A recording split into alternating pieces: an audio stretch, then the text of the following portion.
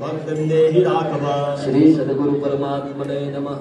ततः परम संप्रीत स रामः प्राह नारदं मेघगम्भीर्या वाचा तन्वी विदितमन्मथा। श्री सद्गुरु परमात्मने नमः। मुनिवर्या महाभाग मुने पृष्ठं ददामि ते यत्त्वया चेत्सितं सर्व मनुषा तद्भविष्यति। श्री सद्गुरु परमात्मने नमः। वरं न याचे रघुनाथ युष्मान् पादाब्ज भक्ति सततं ममास्तु। इदं प्रियं नाथ वरं प्रयाचे पुनः पुनः स्वामिदमेव याचे। श्री सद्गुरु परमात्मने नमः।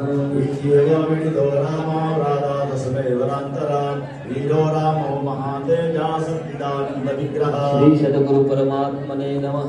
अद्वैतममलं ज्ञानं स्वनाम स्मरणं तथा अन्तर्दधारान्विता श्वेतालङ्कृतवां भागम् अमलं सिंहासनं विभो सुग्रीवादिहरीश्वरेश्वरगणे संसेव्यमानं सदा विश्वामित्रपराशरादिमुनिभिः संस्तूयमानं प्रभो।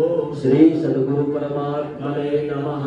सकलगुणनिधानं योगिभिः स्तूयमानं भुजविजितसमानं राक्षसेन्द्रादिकालं ऐतन्यभयानां सीतया शोभमानं स्मरहृदयविमाने। हो जाएंगे અને આ રામસ્તવન રાસનો પાઠ દર મહિનાની ઉજળી ત્રીજ આવે એટલે કે દર માસની શુદ્ધ ત્રીજમાં આ પાઠ અવશ્ય કરો આવું ગુરુદેવે પણ આપણને આજ્ઞા કરેલી છે અને ગુરુદેવના એટલા બધા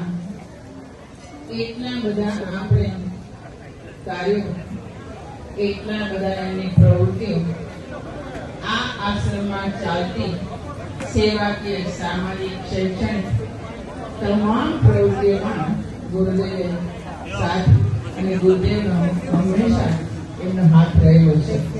આપણા ગુરુદેવ એટલે બ્રહ્મા, વિષ્ણુ અને મહેશ.